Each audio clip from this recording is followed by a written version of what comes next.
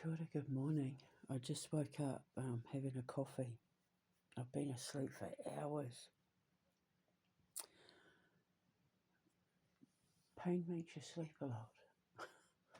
But like it's how do I explain it? Like it's a good kind of pain because I'm sore, because I've been on my feet, because I've been doing stuff with my boys and being ever so creative with it. So like I don't even care, but obviously I sleep a lot when I'm in pain. So after I dropped them back, I came back here and I had something to eat, and then I pretty much just passed out, and I've just woken up. And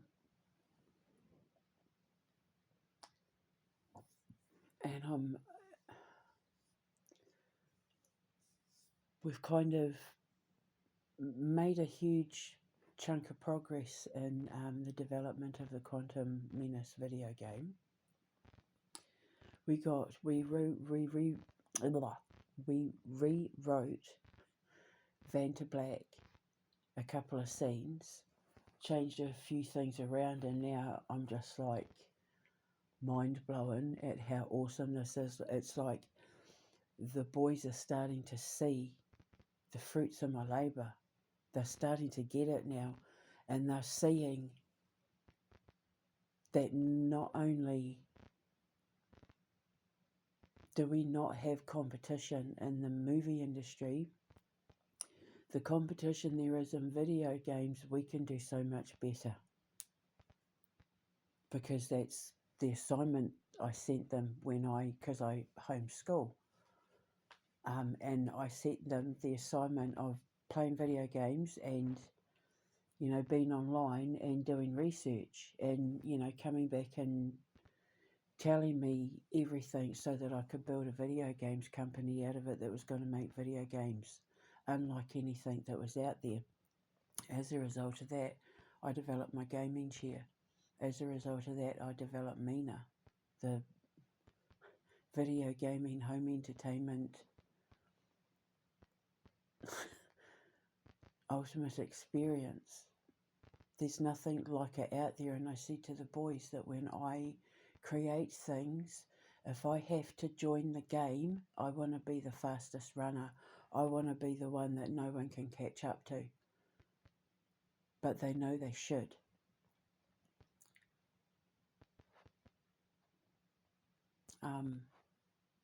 But the miracle is the fact that the boys finally got it. It's like something clicked in them over the last sort of 48 hours where they were like, oh, and now they're just coming at me with all these incredible ideas and suggestions. It's like I've opened up a floodgate with them. Now they see it, they get it, and it's like it's starting to manifest right in front of us. And so now there's this like uplift of excitement and confidence and drive and determination. And Gabriel's not the writer, but he's starting to add suggestions and, bring things into it and be the voice of reason to, like there were things that I was going to do in Vanta Black that weren't quite realistic or, too long to go into details, but, I was like, oh, I didn't know that. Okay, well, that changes everything. We have also decided that we are going to set Vanta Black in the 80s. I'm so happy. I said to Thomas, what era do you want to set it? Like, it needs to be where they had TVs in bedrooms and access to phones. And he said I was thinking 80s, like mid-80s, and I was like, yes! I was hoping he'd say 80s. I just love the idea of having like, an 80s ambulance and 80s car and all of that sort of big hair and the denim and oh my God, like American 80s. Oh my God, I'm so excited. I'm just having a sip of coffee.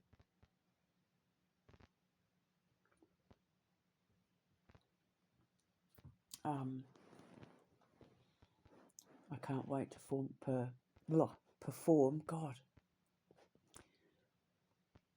have the kids perform it in the park in the amphitheatre outside, because we're going to have like an outdoor stage. I call it the lily pad. But yeah, we're going to have an outdoor stage. It's got like a canvas bit, canopy bit that you can sit under if it's too hot and you don't want to sit out in the park bit. But you know, we'll put on performances and like fashion shows. We'll put fashion shows on there with our clothing range. Put on plays and performances and concerts and all sorts, depending on what the kids and stuff want to do. But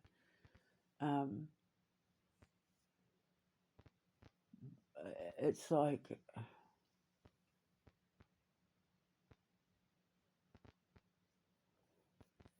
Minecraft. Watching that movie, it's like I said to the boys, it was almost, there was like almost seemed to be little bits of art imitating life.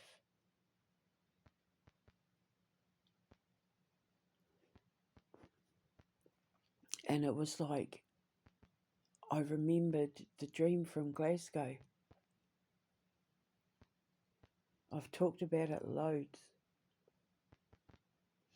Just before we moved to England, we were living in Glasgow and I had a dream. Well, I don't know what it was. All I know is that I was sitting in bed having a cup of tea in the middle of the night, reading a book. And next thing I know, I was being lifted. I was fully conscious of everything. And it's like I was, my body went limp and I was rising. And, you know, like I was like sort of dangling, but like I was being lifted up by something. And next thing I know, I'm landing at my dad's feet. But, you know, my dad's dead. But he was dressed like an Egyptian, you know, like with the white thing around his waist and the wig and everything. But he looked like my dad, and he pointed. All he did was he pointed. I remember just before I landed, the face of my sister going above my head. My sister Erin. Like she'd just had a visit with Dad and now it was my turn. That's kind of what it was like. And he pointed to an old Victorian movie theatre. And it had like dark red sort of velvet curtains with like gold trim, and the curtains moved back and there were like, you know, pot plants in the theatre. And I remember the cinema seats had like the wrought iron, you know, like it was wrought iron with velvet seats, but they had like little decorations on them. It was absolutely beautiful, and I can even still now, while I'm talking about it, remember the smell of it. And it was the most incredible thing I'd ever seen. But it was a movie screen. And all these credits started rolling up. It was like I was watching the end of a movie, and all these credits started rolling up, and it was just all these people's names. But I couldn't read it because it was blurry. And I have spent years trying to figure out, since 2013, August of 2013, I think. July, August. It was the end of summer. I've been trying to figure out what my dad was trying to tell me in that dream. And I figured it out when I went to see the Minecraft movie. Because I said to Thomas, because we were saying about, because I want to play outdoor movies, you know, put up a big screen and let people come and have, you know, nighttime picnic in the park, or cocoa and cookies or whatever they want. And we're going to play movies. But we're going to play like indie movies and like, you know, ones we can get licenses to. And we'll just put them on for free. So it's a great way for families to spend time together, going out on dates and couples having date night and all that sort of thing. But we're going to have an indoor movie theatre as well, and that's where we'll play our stuff, the stuff that we make. But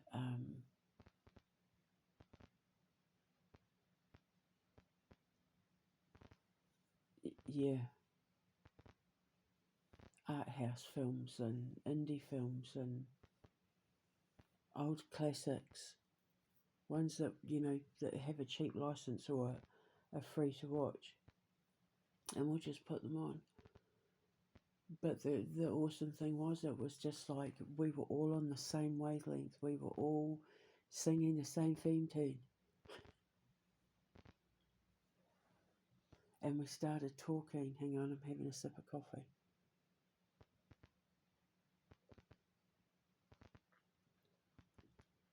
And I said to them, I'm starting to, look at the Art of Creation animated TV series, like looking how I want it to be presented, what I want it to look like, how I'm going to present it to the world. And because it's an animated series based on the news network and its crew, cast and crew, who work for the Ministry of Souls, which is like heaven, hell, karma, purgatory, the karmic courts and all of that. So, and it's like a quarter looking at their lives, like behind the scenes when the cameras are off, because it's going to be filmed like it's a reality TV series and they've been followed around by a camera crew. The agency is situated on the Star of Brihenas in the Cepheus constellation. So we can bring aliens and all of that into it as well, because people believe that. So it's all part of everyone's journey of understanding of our evolution. Whether you're right or wrong, it's still your journey, and it's a popular theory. Therefore, it has to be woven into theology. And that's what this show's about. And it's called The Art of Creation because the artists behind it are creating this world for you. They're creating this experience for you to learn from the perspective of your faith, regardless of what it is, because we're going to cover everything out there, even devil worshipping. And, we're covering it all because we need to be able to reach everyone on their level of understanding of what it's going to mean when they die and why they're going through what they are. And this is how you can fix it, or, by you seeing it this way, it's going to open a different path of discovery for you, sort of thing.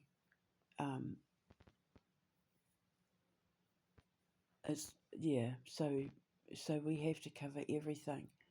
And then, it's a quarter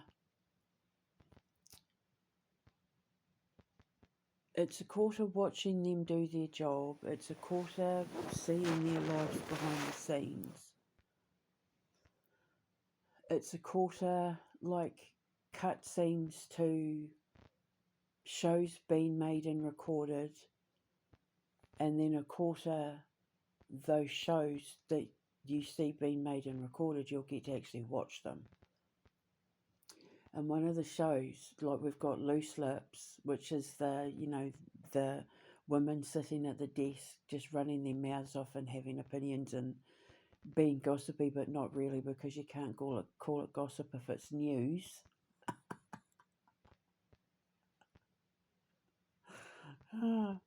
Because that's the thing, it's not gossip if it's news. So that's going to be like I was thinking like a live panel, like with actual actresses playing like actual like 3D human characters of the animated version. And then having Save My Soul, Save my soul, because it's a game show, and Satan's going to come out dressed like all, 80s game show host. And then the three contestants, like every week, it'll be three new contestants, and then these contestants will have to argue as to why they should go to purgatory to sit and think about what they've done long enough until, they're allowed to start climbing the ladder of evolution again by being reincarnated into different lives to help them learn those karmic lessons and escape hell, the potential of hell that way, or whether they're going to go to hell, sort of thing. They're going to lose the game and go to hell, but one of them's going to have the chance to save their soul. And I said to the boys, I'm thinking Robot Chicken. And Thomas was like, you mean like stop motion and all that, stop motion comedy? And I was like, yeah. And he goes, yes. Oh my God. He goes, yes. He said, yeah, I think that would be brilliant. So it's going to be like an animated series, but then there's going to be like real bits, and there's going to be like, stop motion bits and like little cartoon bits and little skits and sketches and that all kind of thrown into it. Because it's like an infinite possibility, because we're talking about myths and legends and theology and faith and all of that and culture. It's an infinite amount of possibilities of where we could take storylines, including aliens. But I'll be able to teach people the right way, because like obviously we're going to have to talk about the ones that are doing it the wrong way. But then there's also a hidden gem in the fact that a lot of the stuff that we're recording, but based on the news, this just happened, that won't have happened yet but will happen in the future, because we predict the news before it happens. So you'll be able to tune in and watch out, this just in, like we're going to do news flashes with Grim Rappier, the news anchor, this just in. And we're going to, like every time I get these codes come through where it's predicting something that hasn't happened yet, people are going to know that it means that like this is going to happen, because I predict stuff that's going to happen all the time. I was testing it out on X. This just a newsflash. Hi, I'm Dober Drexel here at GNN, which is what it was supposed to be. It was originally going to be called Gatekeeper News Network, but I changed it to the Ministry of Souls. MECNN, Ministry of Souls News Network.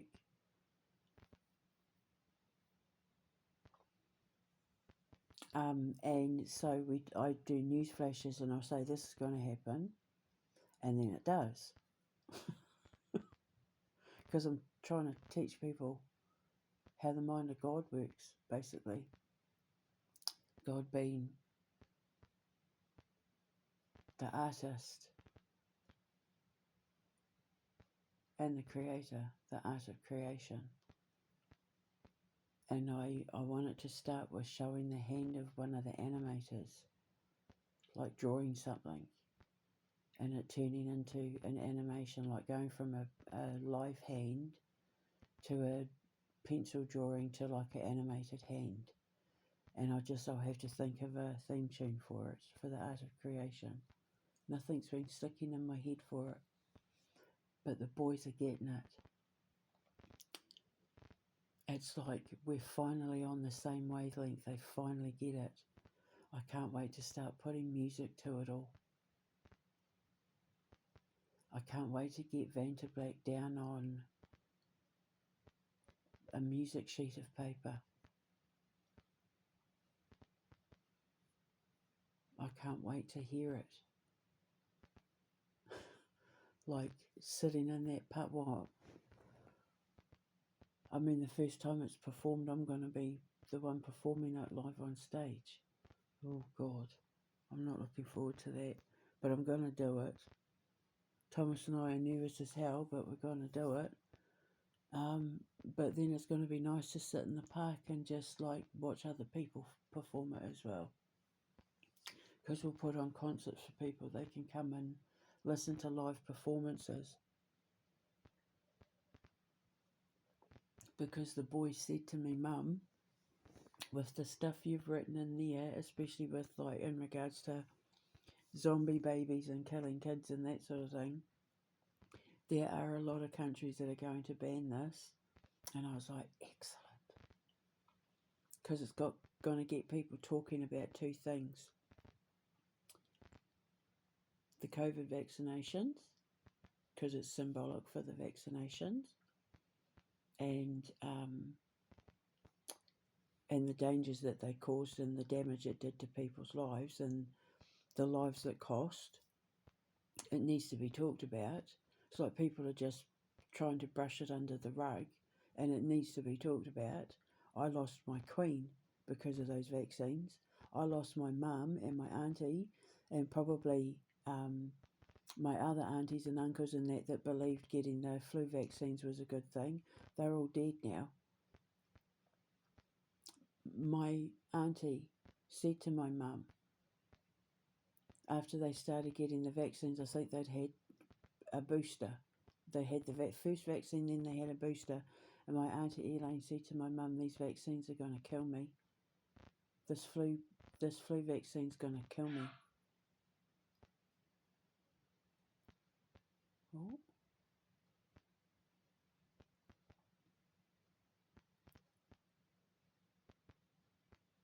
Don't know what that was.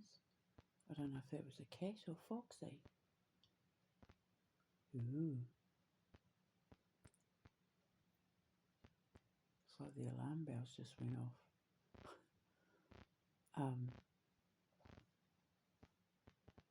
And it's also to get people talking about human trafficking, because that's why we are putting it out there. That's why we are putting it out across the airwaves,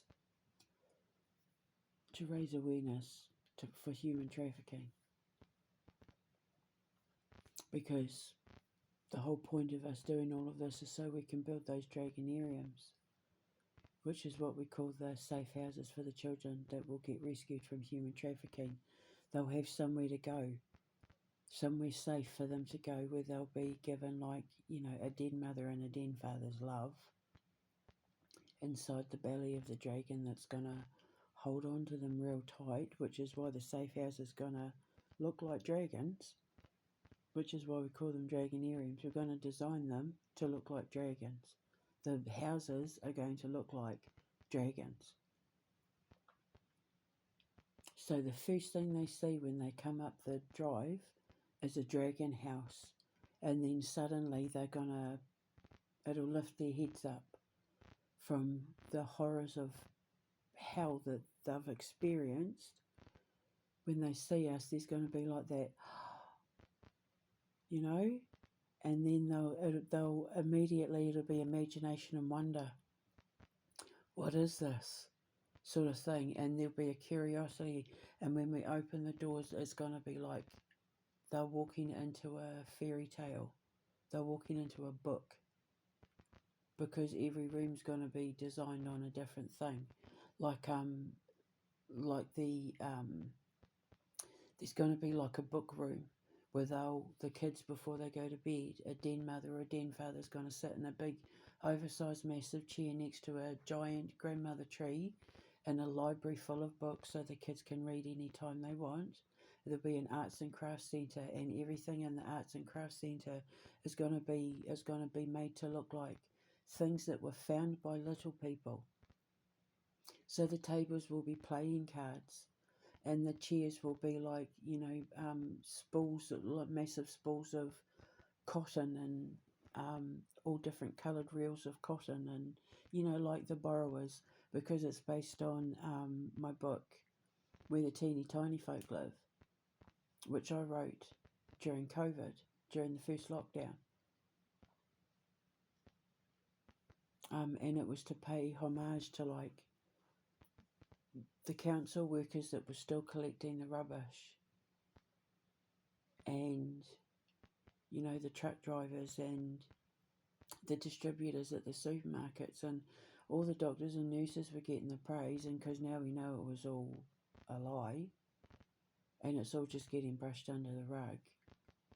I mean, everyone was praising the NHS actors basically, and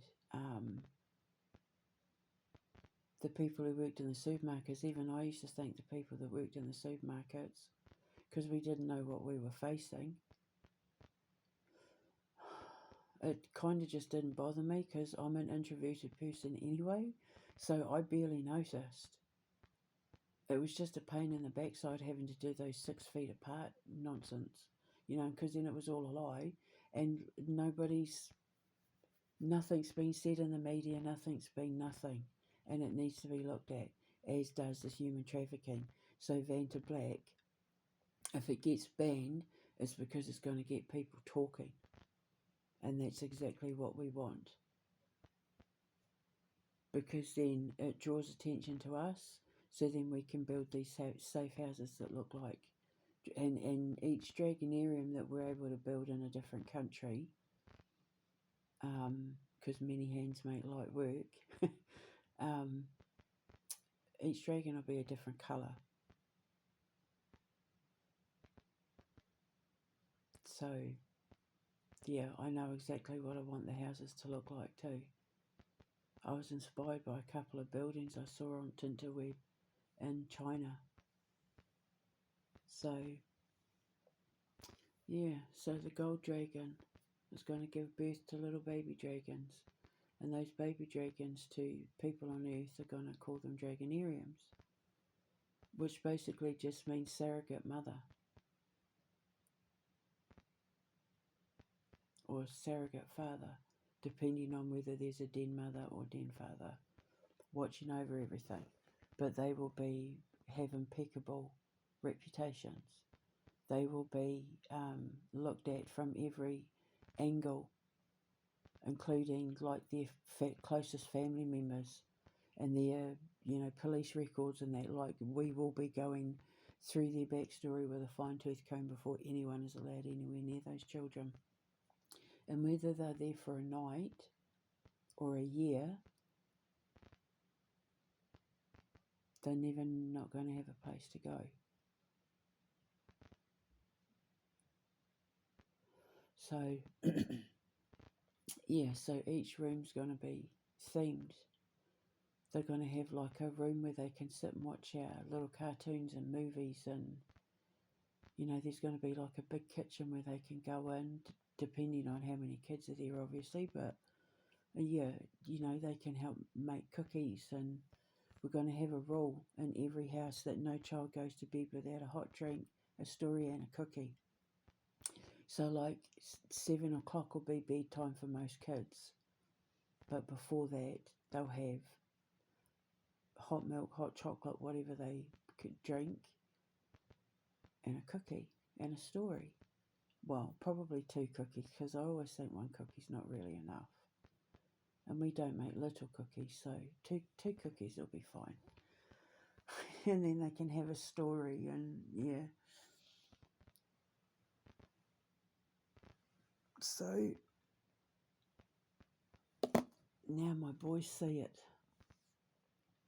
and it's just opened up a whole new world.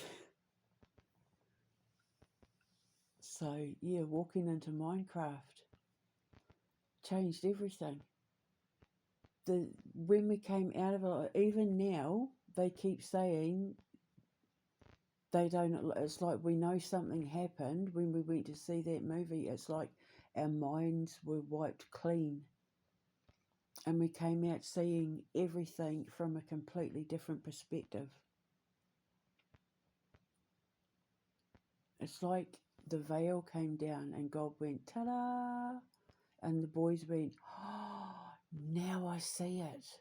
Now I see what she was talking about. And I want to be a part of this. Because then all this stuff just came out of Gabriel, and all this stuff just came out of Thomas, where we had these brainstorming sessions that just changed everything for me.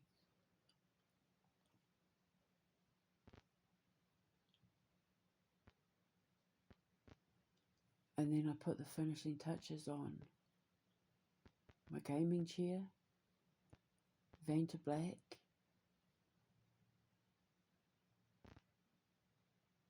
the Quantum Menace. Haven't quite put the finishing touches on that yet. There's still, we're about,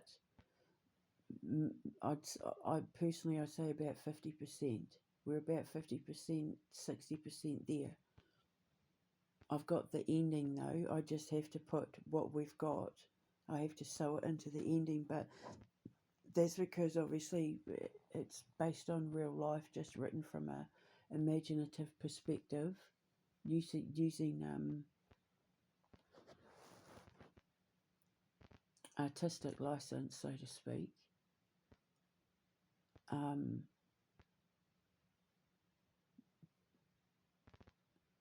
Yeah, because we're in between worlds, which is why I keep dreaming about hotels and motels. It means in between worlds, in between the two. We're in between the past and the future. We're about to step into the future, but we're not quite there yet because I haven't got justice yet. Once I get justice, everything changes. Once I get vindicated and my name gets cleared, we immediately step into the new. Because then my name is cleared. And my medical record gets cleared. And my reputation gets the justice it deserves.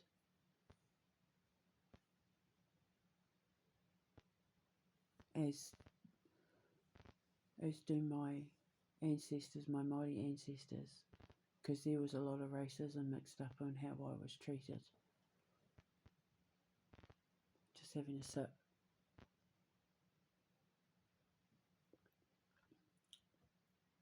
But I waved my magic wand and proved everyone wrong.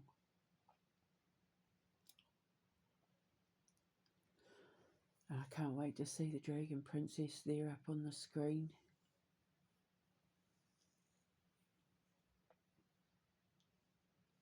I can't wait. And now the boys see it too, and that's the beauty that came out of the whole thing.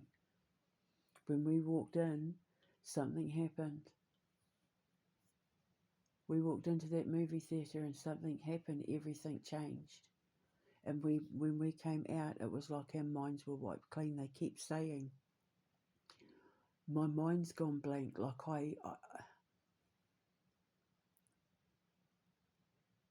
it's like our minds were wiped clean.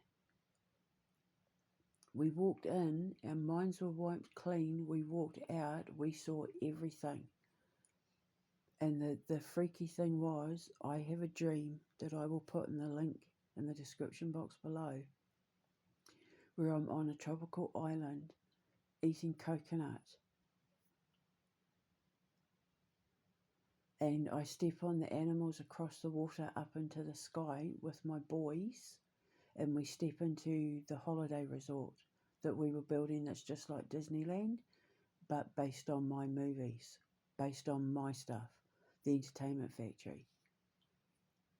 And there was a fountain and my boys were there, and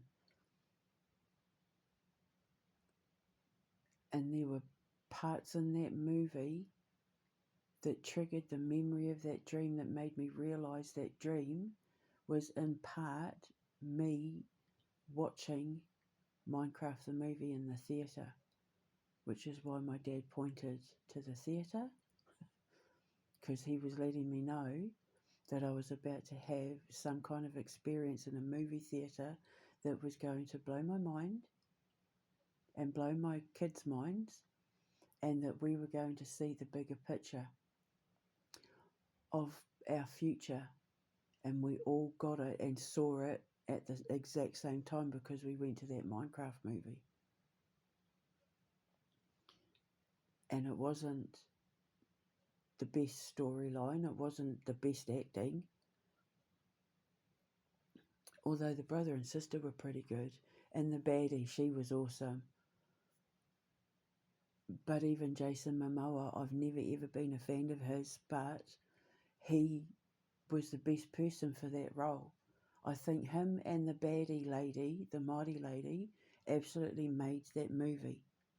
They held the movie up. And the little gems of comedy, just the little comedy lines and stuff like that, I was most impressed. And I said to the boys, when after all the movies were, coming soon, coming on the blah date of yada blah, all these movies, and my son said, if that's the competition, we've won before we've even made anything, because he keeps commenting about my storylines and my directive of how I want to direct the Vanta Black the movie and all of that, and it's like he saw the vision, and he keeps saying, seriously, we have no competition.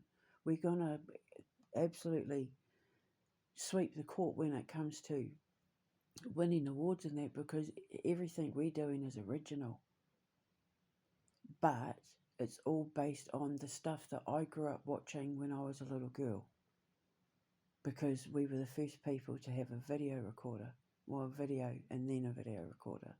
And then when we got one where it had a remote, where you didn't have to get up and change everything but by hand, and because I was the youngest, so I was always the one sent to do it. You always send the youngest to rewind it and fast forward it, and then you could record, and then you could put the plug in and use the remote control. And when you could do that, it was just like, oh my God, we'd made it. We might have been poor, but my dad made sure that we had the best TVs and video recorders and that, so that we could enjoy movies from home. And then oh my God, when he used to take us to Blockbuster and the video shops, and because sometimes there'd be 3 or 4 video stores, so you'd go around all of them, especially if one didn't have the movie that you wanted, you go to the other one.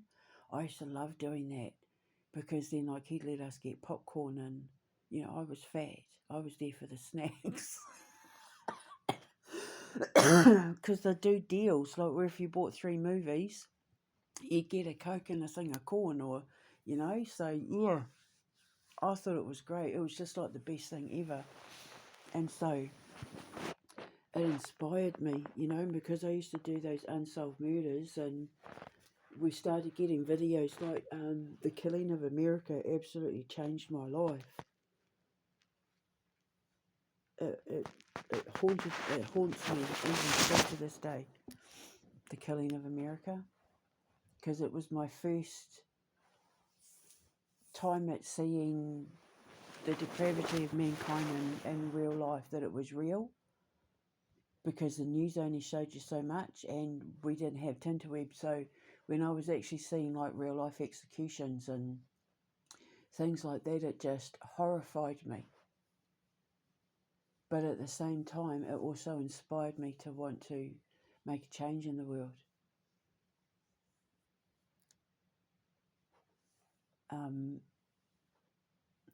And then, of course, I had the American government try and kill me, and the British government try and kill me. Because then when I started developing quantum magnetics and my physics started getting exposed to the world, that's when I became a threat to the ones who don't want mankind to be free. So I'm fighting to free my king. I'm fighting to defend Great Britain, and I'm not even British. I mean, I am British by ancestry, but I'm not born British. I have to fight every month now to prove why I shouldn't be deported.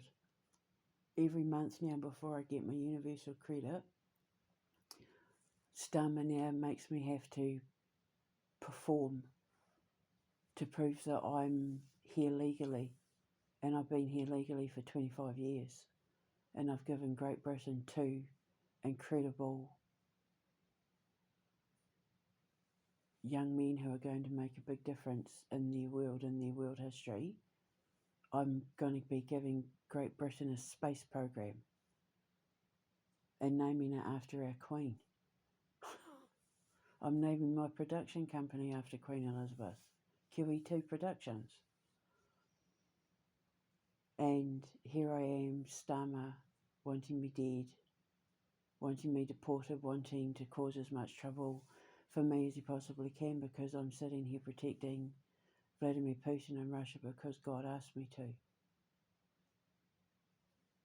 Protect them at all costs, he said. Because the birth of the new Messiah is coming. And I need you to clear the path. So that's what I'm doing. I follow orders, but not in a Nazi kind of way. I'm doing it for humanitarian reasons. And because Queen Elizabeth, when it comes to my physics, has probably made the biggest impact in science from a dead person ever in the history of physics. And it can't be denied. Like, even the king can't deny the stuff that I showed him that he is now seeing is coming true. Which means my science can't be denied. The fact I haven't been arrested or locked up or anything is because my science can't be denied. Which is why I'm the threat. I'm Starmer's biggest threat to the king.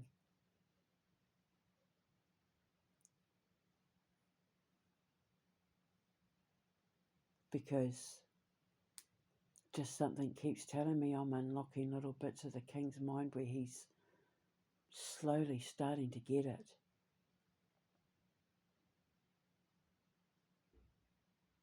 And by him standing up and defending Canada, I swear to God, when I saw that news, when I saw him standing up to Trump to defend Canada, I literally burst into tears with pride.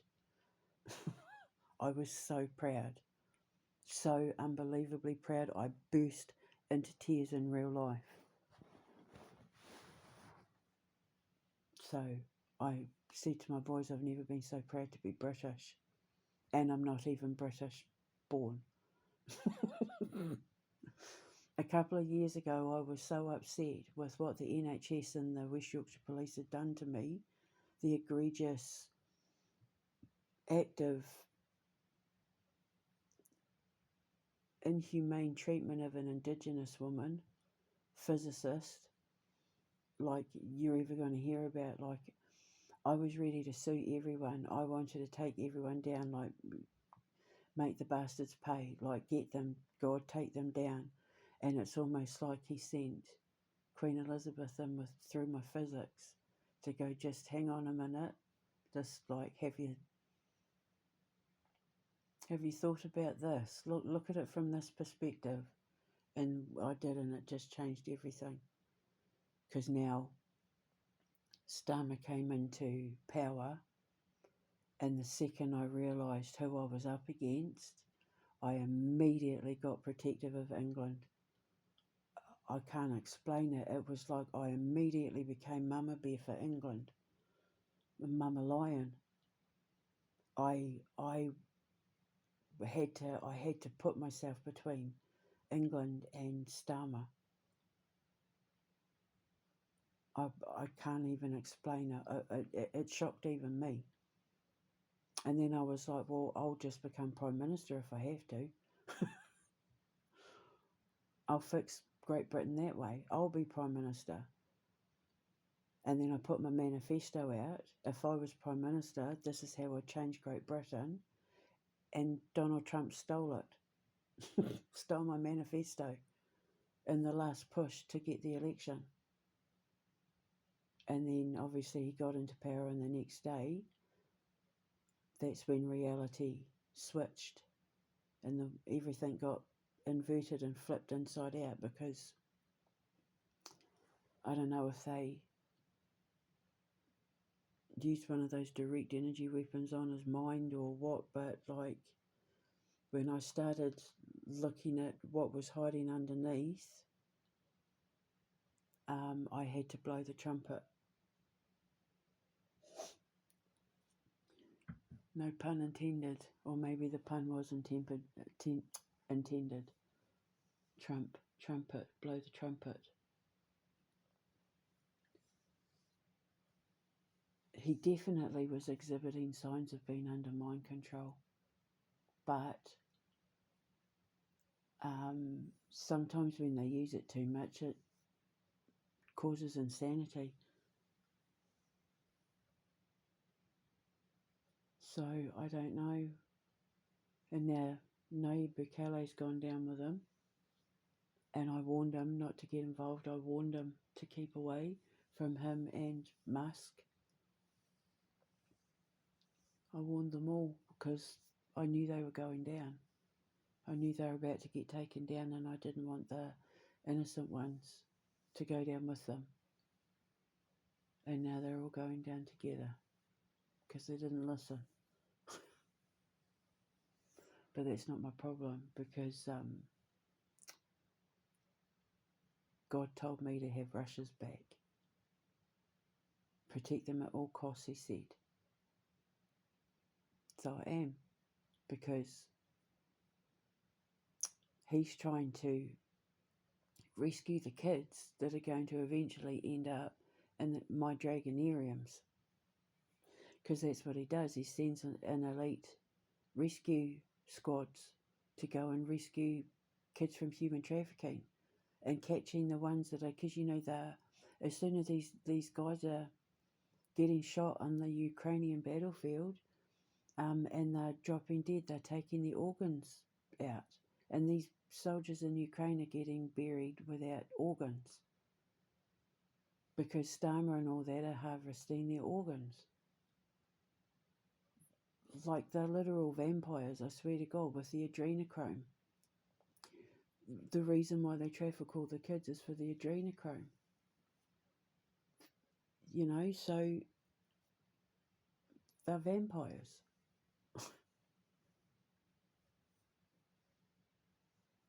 If you want to use your imagination and look at it from that perspective, they're vampires and zombies. And I'm turning that into a empire. And Vantablack is one of the examples of how I take real life and use my imagination to turn it into entertainment.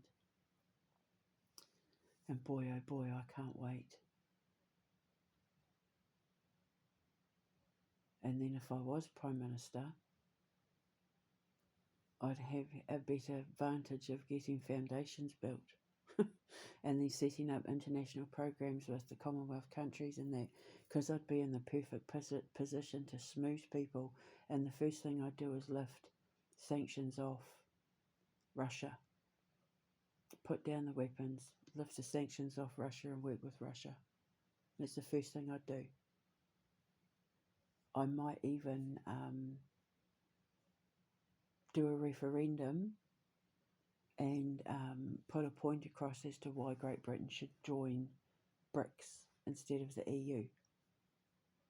Because BRICS is all money focused, all about making the money.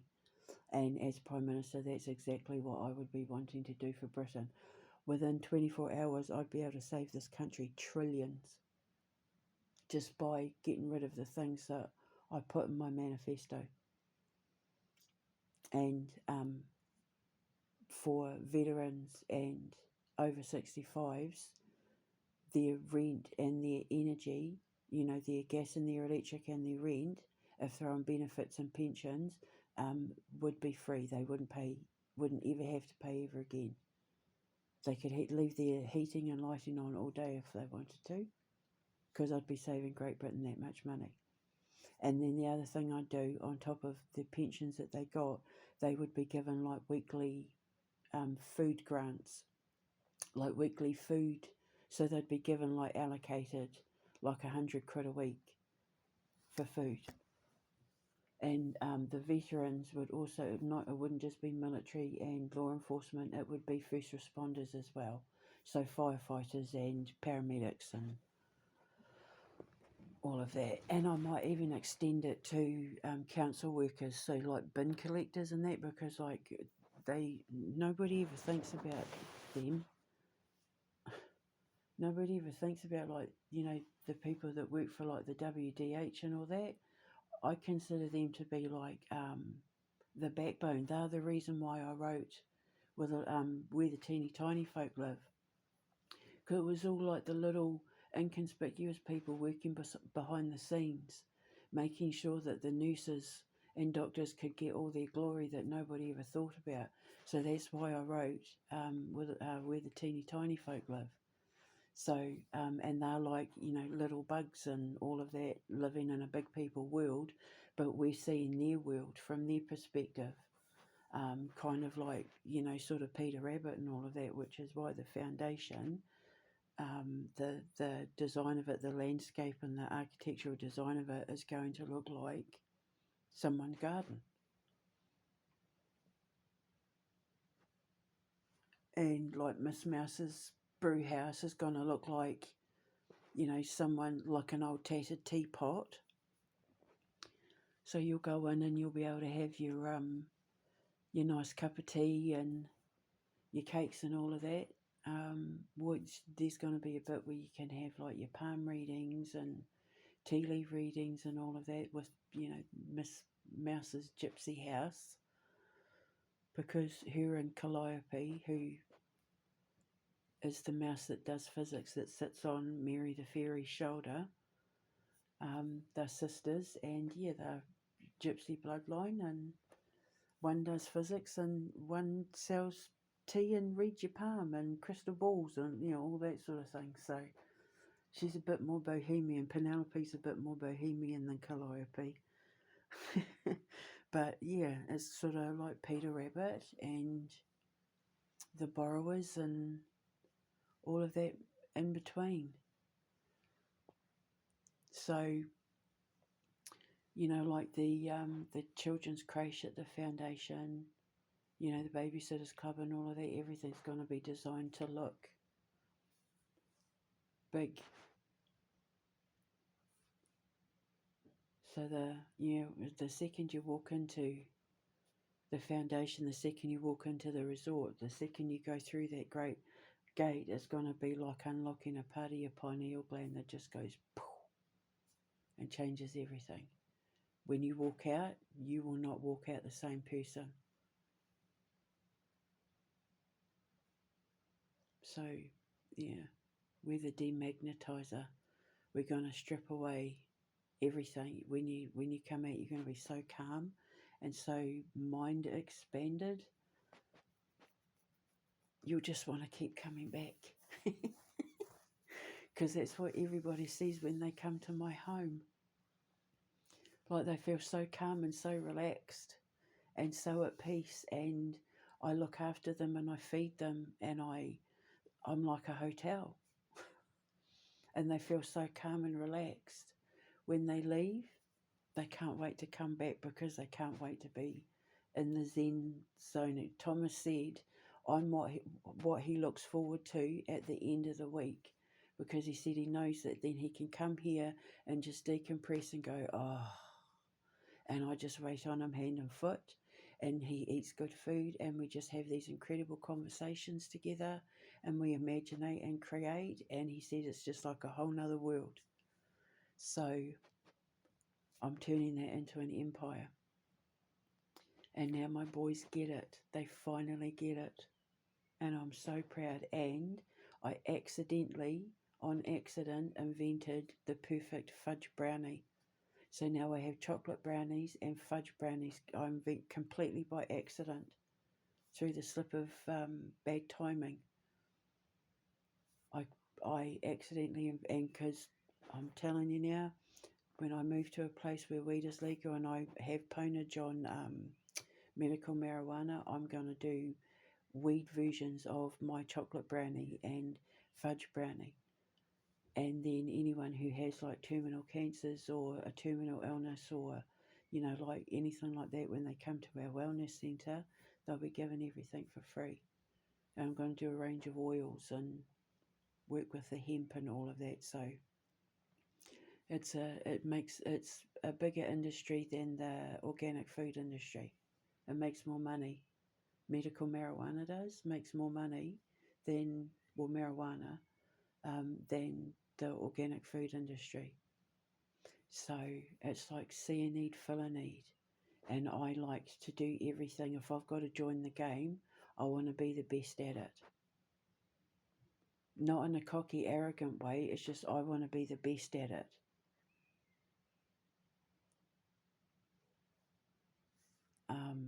Because I need to make the money.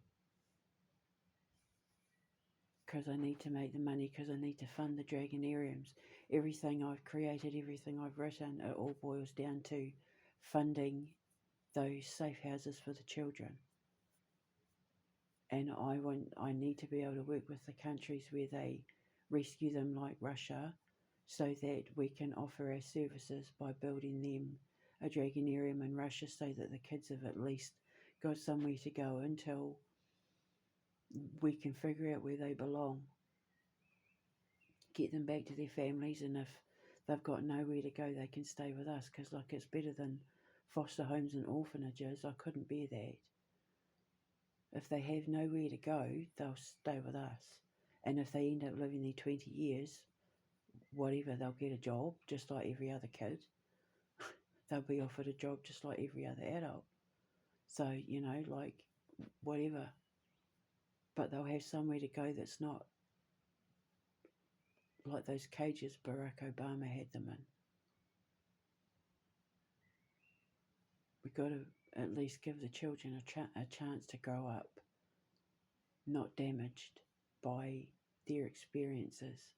And I'm going to help do that by taking them into a world of imagination so that they can focus on other things and not the tragedy of their journey and separation from loved ones if they had them.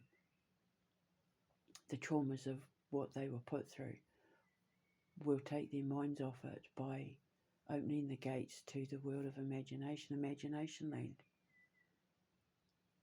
And we will just keep tuning out stuff to take their minds off everything until they're healed and ready to face the world again, if that's what we have to do.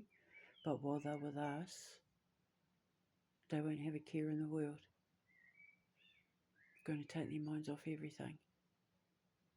And even if they're only with us a day, their name will go on the wall with their photo. We're going to have like a big family tree wall, and I'm hoping to have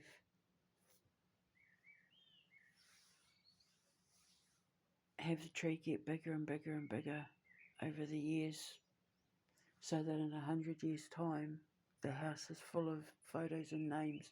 Well, actually, no, technically, if the house is being full, the kids are still being trafficked. But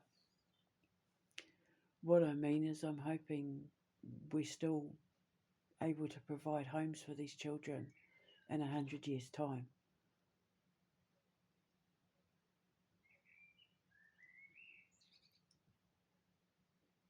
I still want to be up and running.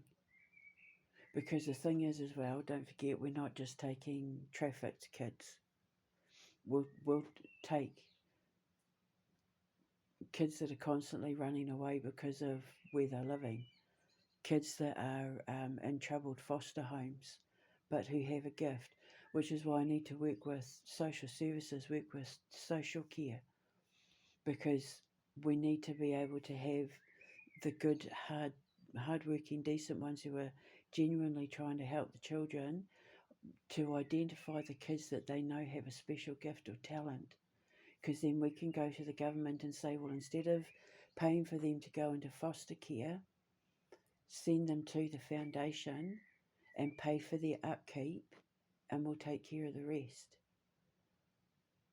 So I'm hoping I'll have like social workers come to me and say, look, there's this boy in New York, or there's this girl in India or Bangladesh or whatever, and they have an incredible singing voice, or they're an incredible artist or whatever, and I really think that you could do something with them, then we'll take them, put them in the nearest foundation, so we will be rescuing other kids that aren't just from human trafficking. Like, everyone is going to know our foundations and the resorts If we get runaways, no child is turned away. If a child turns up on our doorstep and says, I need your help, the government and local law enforcement have to agree that we're allowed to keep them until the story is figured out. That the cops just can't come and drag them away and take them back to their parents or their foster home or their situation. They have to investigate every claim and story before we will let them go. Otherwise, they don't touch them. Because kids don't just run away from home for no reason. So, like cats. If cats run away from their home, it means you were a bad cat owner. And cats are rude like that. If you're not looking after them, they will leave. Unlike dogs, they're not loyal like dogs. Cats aren't loyal like dogs. If they don't like where they are, they will run away. Kids are the same. And when that's happening and we're not listening to their cries for help, I see so many of these shows that I watch, these unsolved murders and that, where the kids' cries for help were being ignored. I won't be doing that. My cries for help were ignored. My children's cries for help were ignored. And I won't be doing that. We won't be doing that. No child gets turned away, and no child gets taken away until there's a thorough investigation done by the police and the courts. There has to be an agreement before I'll let those kids go. Because we have to make sure that if they're saying I'm being abused, starved, neglected, blah, blah, blah, we have to look into those claims. We have to verify their claims. We will listen. We will be giving those kids a voice. And the government and local law will just have to be like, that's why I have to work with like governors and prime ministers and presidents and mayors and sheriffs and all of that, because I need everybody in agreement to let me do it my way, because my way will save them money, it will ease their burdens, and it will fix a lot of their problems, because it's going to keep a lot of the repeated cycles. It'll stop them from happening. So, it's in their best interest to let me do it my way. So, anyway, I'm going to get another coffee. So, yeah, mind blowing. During the resurrection, it's like everything had to happen in divine timing. It's like we stepped through a portal, going to real cinema, and we came out the other side in a completely different universe. It's like our minds have just been wiped clean. And then what was left on that blank canvas, they got, it's like they saw the bigger picture, and now they're rearing to go, and I love it. So anyway, I had to put it out there. I'm just, never thought in a million years I was expecting going to that movie and being like ragging it and being like, oh my God, like, no. I mean, I've got to be honest, it was like the storyline, it was like, what? Like, huh? What the hell am I watching? Which was what made it so great, because none of it made sense. I couldn't figure out what the hell it was that I was watching, but it was written in a way where the comedy made it lovable, where Jason Momoa and the lady who played the bad guy and Chungus, and that they made the movie lovable. And the brother and sister were actually really good actors. The sister especially was a really good actress. And because, I'm going to have a kids talent agency, of course I keep an eye out for things like that, don't I? Because I know what I'm looking for in the kids that I want to take on who have an interest in acting. And so, you know, they'll act in our movies and on stage and in our performances and stuff. So of course I've got to keep an eye out for kids that can act. Except my kids won't be ones that get signed up to Hollywood talent agencies. My kids will be ones that will be taken from the streets of Brazil, or you know, from the borders between Mexico and Texas,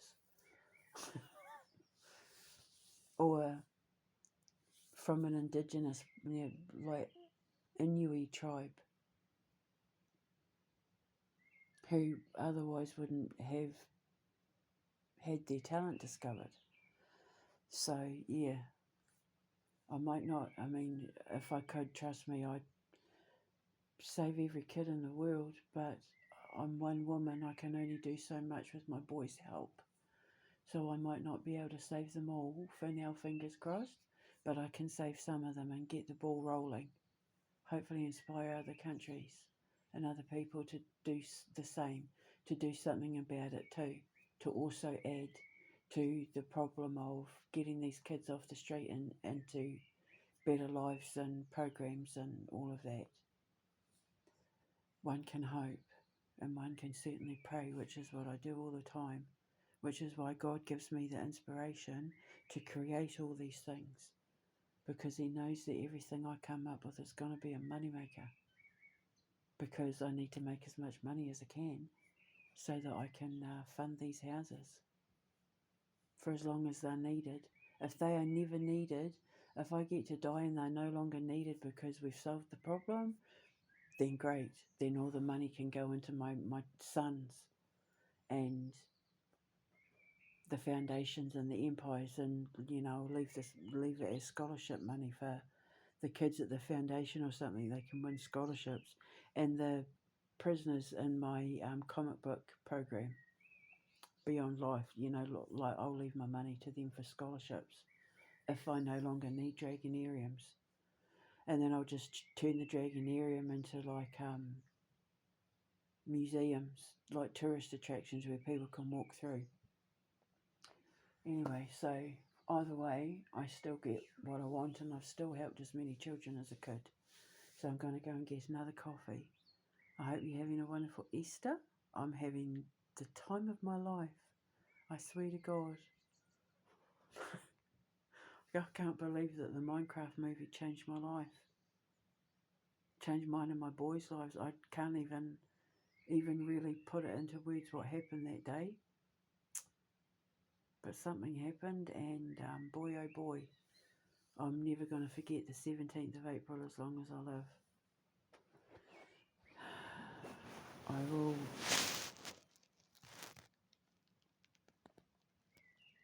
speak to you later. Hold your head up high. Ka kite anō.